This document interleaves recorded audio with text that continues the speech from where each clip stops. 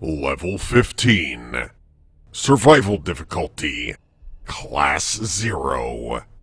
Subcategories. Safe. Secure.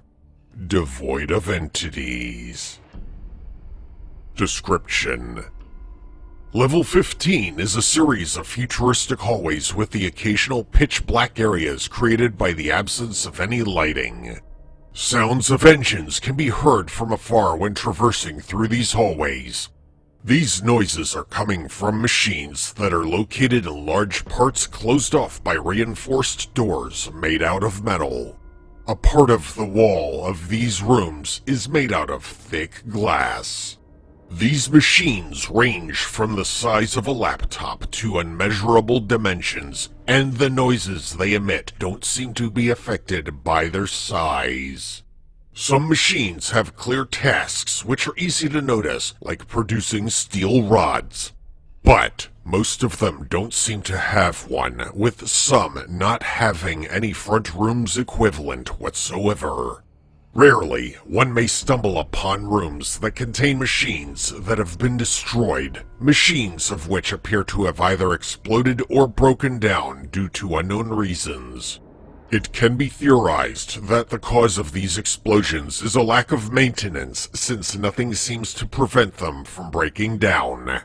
The glass on the walls of these rooms appear to have been shattered, but not broken, indicating that it may be composed similarly to laminated glass. This level is thought to be infinite. However, this is only an assumption made since it might simply be too large for a proper measurement to be made. Thus far, it has been verified that it covers a surface area of at least 6,000 kilometers. The rooms and hallways are made out of a white or gray concrete, with beams of white steel lining up against the walls and ceilings. Long symbols, which look like arabesques, can be found inscribed on the beams. These appear to have only a decorative purpose. Large lights on the walls, ceilings, or ground give an eerie glow to these empty hallways. The only thing that breaks this color scheme is dried out blood and bodily fluids that can be found alongside corpses present throughout the level. These corpses seem human, but the manpower inside the level doesn't allow for proper dissection, identification, or removal of these corpses. They're dressed in lab coats, and the causes of death seem to be from violent fights using different kinds of weapons. Makeshift knives and spears can be found alongside some of these corpses, but no firearms have yet been discovered, even though some bodies show clear signs of gunshot wounds. Despite the absence of bugs to help with the decomposition process, the corpses seem to have lost enough water to indicate that they have been here for several months, or even years. Several kinds of rooms can be found in this place.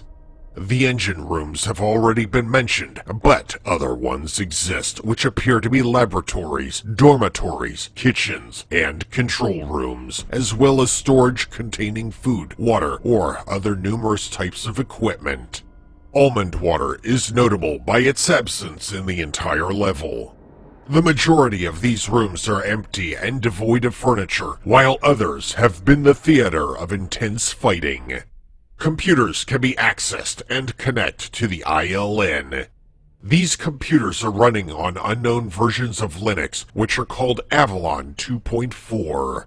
They are hosting files that appear to be written in an unknown language, a language of which is currently being studied and researched by the Cygnus Order.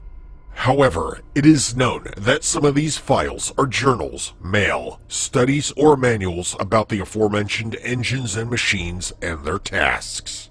No entities have yet been discovered inside this level. However, numerous corpses of hounds were found piled up in a room that seemed to have been used to cremate large numbers of unidentified objects.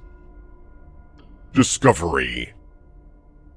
Level 15 was discovered when a wanderer entered it during an event that occurred in Level 10. They entered it only to end up in a large control room, which they used as a camp to explore further. After 2 days, the door slammed shut by itself and hasn't reopened since. That wanderer, who we will call Enric from now on, has effectively been stuck in this level since the door has never reopened itself and no other way out or in has been found to this day. 2 years went on since Enric's arrival at this level. He explored a portion of it, still using the main control room as his principal camp. Using the computers, he was able to contact groups and provide proof of the existence of this level, as well as keeping a weekly update of his progress in this place. These updates can be found on Enric's personal website.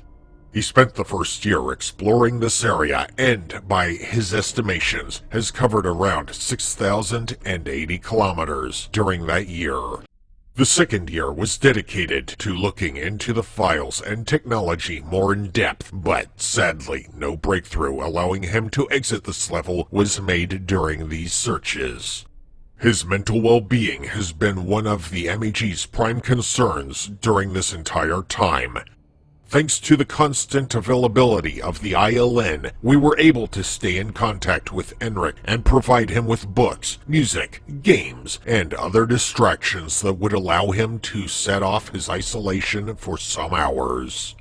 We were also able to make contact with his family on level 11.